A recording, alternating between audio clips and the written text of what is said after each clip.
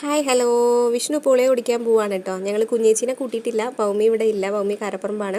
വിഷ്ണുവും പാറും പൗമിയും ഇപ്പം 3 പേരും 3 സ്ഥലത്താണ്. പാറു കുറച്ച് ദിവസമായിട്ട് മെഡിക്കൽ കോളേജിൽ അഡ്മിറ്റാണ് കേട്ടോ. അപ്പോൾ ഞാൻ അവളുടെ അടുത്താണ്.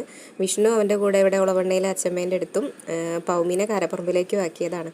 അപ്പോൾ ഒന്ന് വിഷ്ണുവിന് പോളിയോ കൊടുക്കാനുള്ളതുകൊണ്ട് മാത്രം ഞാൻ വന്നതാണ്.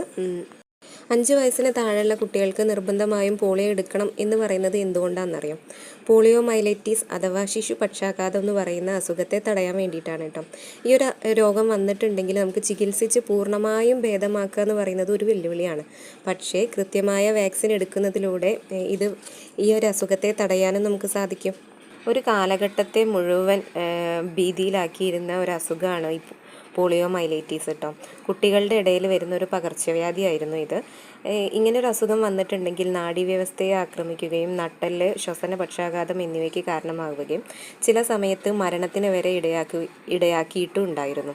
ഇനി മരണത്തിൽ നിന്ന് റിക്കവറായി വന്നിട്ടുണ്ടെങ്കിലും ജീവിതകാലം മുഴുവൻ എന്തെങ്കിലും ഒരു വൈകല്യം വെച്ച് ജീവിക്കേണ്ട അവസ്ഥയിലേക്കും എത്തിയിട്ടുണ്ടായിരുന്നു. അപ്പോൾ ഇങ്ങനത്തെ സാഹചര്യത്തിൽ നിന്നും പോളിയോനെ ഒരു 99% തുടച്ചു നീക്കാൻ സഹായിച്ചത് നിർജ്ജീവമായ പോളിയോ വാക്സിൻ കൃത്യമായി എടുക്കുന്നതിലൂടെയാണ്. അപ്പോൾ എല്ലാവരും കുട്ടികൾക്ക് പോളിയോ കൊടുത്തിട്ടുണ്ടാവുമെന്ന് വിശ്വസിക്കുന്നു. ഇത് വിഷ്ണുവിൻ്റെ ആദ്യത്തെ പോളിയോ ആണ് കേട്ടോ.